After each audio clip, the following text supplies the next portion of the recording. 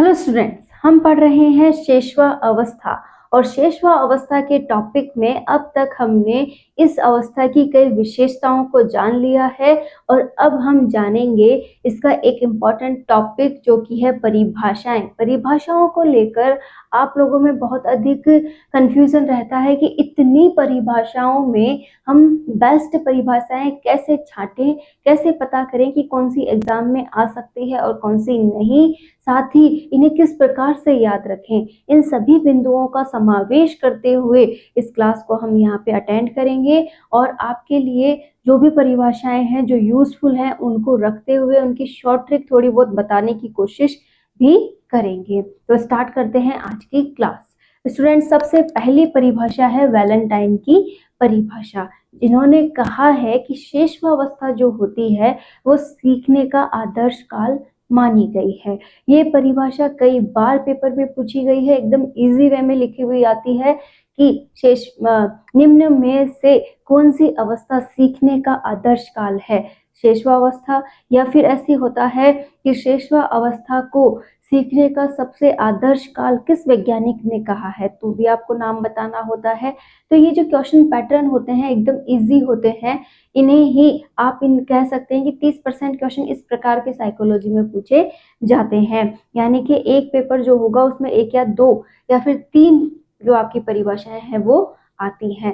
तो आपको किस प्रकार से इंपॉर्टेंट परिभाषाओं को छांटना है वो आपके पुराने पेपर ही डिसाइड करते हैं।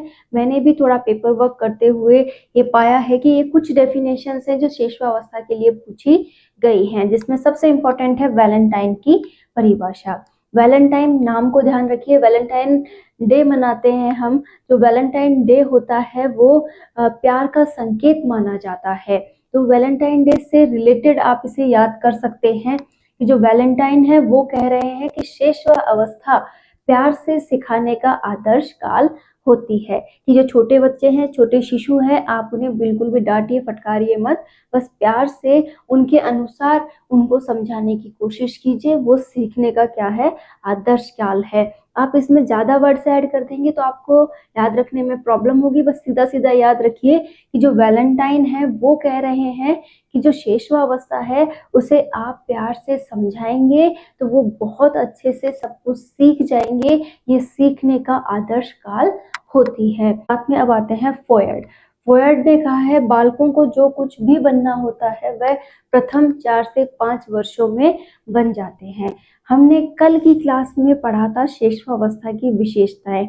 उसमें हमें बताया गया था कि जो शारीरिक और मानसिक जो विकास होता है उसमें बहुत अधिक तीव्रता पाई जाती है, किसमें, शेषवावस्था में। तो एक बात हमें ये क्लियर हो गई कि यहाँ पर आप जो कुछ भी उनको सिखाएंगे वो सीखेंगे। उनका शारीरिक विकास भी यहाँ पर बहुत अधिक गति से हो रहा है। तो जो फोयर्ड है वो हर एक बात को इस प्रकार से रखते हैं कि कुछ ना कुछ बनने वाला है।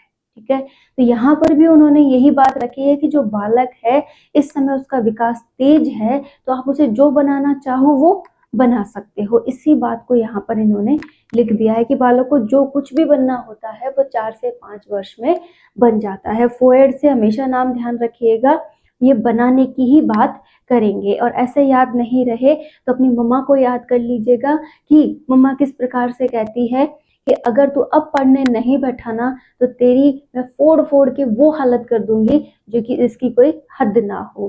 कि मतलब तेरी बहुत अच्छी पिटाई पड़ने वाली है। और जब पिटाई पड़ती है उसके डर से आप बहुत अच्छा पढ़ते हैं और अपने भविष्य का निर्माण भी करते हैं। तो यहाँ पर आप इसे इस प्रकार से याद रख सकते हैं कि फोड़ फोड़ के, यानी तेरे को पीट पीट के 4 से 5 वर्षों में मैं सब कुछ सिखा दूंगी। तो यहाँ पर ये क्या है, बालक जो कुछ भी बनना होता है वह प्रथम 4 से 5 वर्षों में बन जाता है। नेक्स्ट है हमारे गुड एनफ। गुड एनफ कहते हैं कि व्यक्ति का जितना भी मानसिक विकास होता है उसका आधा 3 वर्ष तक की आयु में हो जाता है। फिर से वही बात आ गई, इसे भी आप उसी से रिलेट कर सकते हैं कि शेषवा अवस्था में मानसिक विकास बहुत अधिक होता है, शारीरिक विकास बहुत अधिक होता है। तो यही बात इन्होंने कही है, जो स्टार्टिंग के 3 साल हैं उसमें जो विकास होगा मानसिक वो आधा हो जाएगा। इसने कहा है गुड इनफ ने कि एक बहुत अच्छी गुड न्यूज है कि जो आधा विकास होगा ना मानसिक आयु का, वो 3 वर्ष में हो जाएगा। लेकिन अगर आप इसे 3 शब्दों में तोड़े तो इस प्रकार से पढ़ा जाएगा, गुड एनफ। ठीक है, तो 3 शब्द यानी 3 वर्षों तक आधा हो जाता है। ये गुड एनफ ने कहा है कि मानसिक विकास शैशवावस्था में बहुत अधिक होता है, जिसमें से आधा 3 वर्ष की आयु तक हो जाता है। इनके नाम में भी 3 शब्द मुख्य पड़ते हैं, गुड एंड एफ। ठीक है, तो 3 वर्ष की आयु तक पूरा हो जाता है। क्रो एंड क्रो ने कहा था कि पूर्ण मानसिक विकास 6 वर्ष की आयु तक हो जाता है।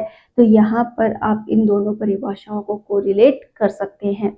नेक्स्ट आती है क्रो एंड क्रो की परिभाषा। इन्होंने कहा है कि 20वीं शताब्दी को बालक की शताब्दी कहा जा सकता है। तो जो 20वीं शताब्दी है, हमने देखा था कि बाल विकास का अधिकतर विकास 19वीं 20वीं शताब्दी में हुआ है, अधिकतर 20वीं शताब्दी में ही देखने को मिला है कि उस समय जो वैज्ञानिक थे उनका ध्यान बालकों की तरफ आकर्षित हुआ था। जो बालक थे वो अध्ययन का विषय बने थे। तो इन्होंने कहा कि भाई अध्ययन इतना अधिक बालकों पे किया जा रहा है, इसीलिए 20वीं शताब्दी को हम क्या कहेंगे, बालकों की शताब्दी कहेंगे। नाम ध्यान में कैसे रखना है कि क्रो एंड क्रो किससे जुड़े हैं, शताब्दी से जुड़े हैं। तो 20वीं शताब्दी को बालकों की शताब्दी कहा गया है। ये भी डायरेक्ट पूछा गया है कि 20वीं शताब्दी को बालकों की शताब्दी किसने कहा था, क्रो एंड क्रो ने कहा था। क्लियर है। तो ये 3-4 परिभाषाएं हमने लिखी हैं, जिसमें से 2 तो ऐसी हैं जिन पर डायरेक्ट क्वेश्चन बनता है। आप इन्हें एज इट इज ध्यान में रख सकते हैं कि एक एक वर्ड ऐसे कैसे लिखा हुआ क्वेश्चन में मिल जाता है। अब हम इनके कुछ और नाम जानेंगे। जैसे पहला ही नाम है अतार्किक चिंतन की अवस्था। जीन पियाजे ने ये बात कही है कि जो शेषवावस्था है उसमें अतार्किक चिंतन पाया जाता है। हम चिंतन कंप्लीटली पढ़ेंगे तब देखेंगे कि कौन सा तार्किक चिंतन होता है, कौन सा अतार्किक चिंतन होता है। तो ये हम डिस्कशन और आगे करेंगे। इसे खिलौनों की आयु कहा जाता है। सीधा क्वेश्चन आता है, खिलौनों की आयु किसे कहा जाता है। सीधे क्वेश्चन सुन लीजिए।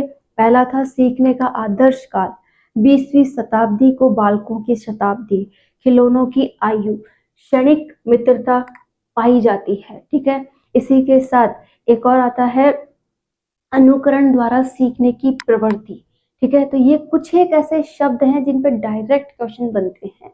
भावी जीवन की आधारशिला, एग्जैक्टली आप इस पॉइंट को समझ सकते हैं कि जब तक किसी चीज की नींव मजबूत नहीं होगी तो वो चीज कभी भी टिकाऊ आप नहीं मान सकते। कि हम मकान का निर्माण करें और जो नींव है उसे ही मजबूत नहीं बनाया जाए तो मकान चाहे आप कितना भी अच्छा बना लीजिए वो सक्सेसफुल नहीं माना जाएगा। उसी प्रकार जो हमारे जन्म के बाद पहली अवस्था आती है वो कौन सी है, शेषवावस्था। और अगर आप इसी के अंदर बच्चे का अच्छे से ध्यान रखें, उसका पूरा पोषण करें, साथ ही साथ उसका शारीरिक मानसिक विकास भी बहुत अच्छा हो, तो वो क्या है, भावी जीवन की आधारशिला।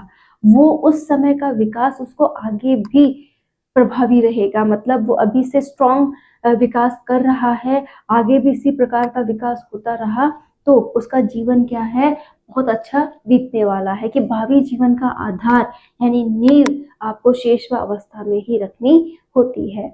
जीवन का सबसे महत्वपूर्ण काल, इस पर भी डायरेक्ट क्वेश्चन है कि जीवन का सबसे महत्वपूर्ण काल किसे कहा गया है। शेषवावस्था को जीवन का सबसे महत्वपूर्ण काल कहा जाता है। तो आपको ये ध्यान में रखना है। और ये जो 2 परिभाषाएं हैं आपको इस प्रकार से ध्यान में रख सकते हैं। आपकी जो मानसिक और शारीरिक विकास है उसकी तीव्रता शेषवावस्था में पाई जाती है। इसीलिए फ्रॉयड एंड गुडेनफ जो है वो इसके बारे में चर्चा करते हैं। फ्रॉयड फोड़ के सिखाते हैं कि 4 से 5 वर्ष में कुछ बन जाओ, नहीं तो कहीं के नहीं रहोगे। और गुडेनफ कहते हैं कि भाई अब कुछ नहीं हो सकता, जो होना था वो 3 वर्ष में हो गया, मानसिक विकास तो 3 वर्ष में ही हो जाता है आधा। और क्रो एंड क्रो कहते हैं कि रुक जाओ 3 वर्ष में तो आधा ही होता है, बचे हुए 3 वर्ष में भी आप बहुत कुछ कर सकते हो, क्योंकि पूरा विकास 6 वर्ष में पाया जाता है। तो ये हैं कुछ डेफिनेशंस जो आपको ध्यान में रखनी है। काफ़ी डेफिनेशंस आपकी बुक्स वगैरह में लिखी होंगी, बस आप उन्हें पढ़िए और समझने की कोशिश कीजिए। जो एग्ज़ाम में पूछी जाती हैं, बस आपको उनको ही अधिक महत्व देना है। ऐसे तो पता नहीं हर एक टॉपिक पे कितनी परिभाषाएँ लिखी हुई हैं।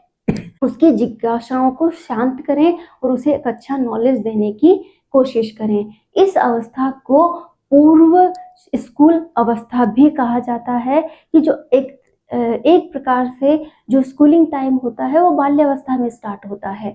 लेकिन जो हमारी शेषवावस्था है उसमें भी जो शिशु है वो pre nursery, nursery, LKG, UKG मतलब जो भी प्राइमरी कोर्स होता है वो सब कुछ सीखने लग जाता है, उसे बहुत कुछ आने लग जाता है।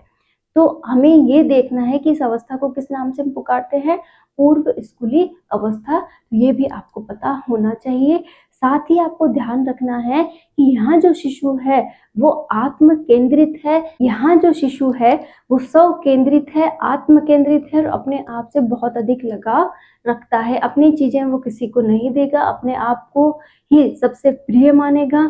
तो इस प्रकार से आप शिशु के जितनी भी बातें हैं उन्हें आप बार-बार रिवाइज कीजिए, बार-बार उनको सोचिए, विचारिए। आपको करना कुछ नहीं है, ये जितने भी बिंदु हैं इन्हें एक शिशु पर अप्लाई करके समझना है और इन्हें कि इस अवस्था को पढ़ने के लिए आपको करना क्या होगा, जितने भी बिंदु हैं उन्हें आप खुद समझते हुए पढ़िए, किसी शिशु को मानते हुए अप्लाई करके पढ़िए और जो ये परिभाषाएँ हैं इन्हें आप बार-बार रिवाइज कीजिए। थोड़ी बहुत शॉर्ट ट्रिक वगैरह आप इन पर जो मैंने बताई है उस अनुसार लगा सकते हैं और इन्हें समझ सकते हैं।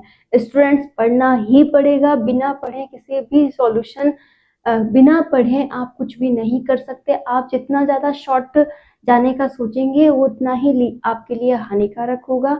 आप जितना हो सके पहले टॉपिक को समझिए, तैयार कीजिए और फिर उसका कुछ शॉर्ट ढूँढिए।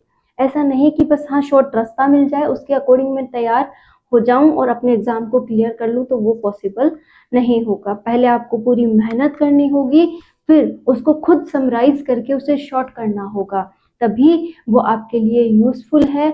अदरवाइज़ आपके किसी के द्वारा दिए हुए शॉर्ट वर्क से आप सफल नहीं हो सकते कि भई ये 100 क्वेश्चन है, आप इन्हें पढ़ लेना, आपका सिलेक्शन हो जाएगा, तो वो पॉसिबल नहीं है। क्योंकि जब तक मेहनत नहीं की जाती तब तक हम कुछ भी नहीं बनते हैं।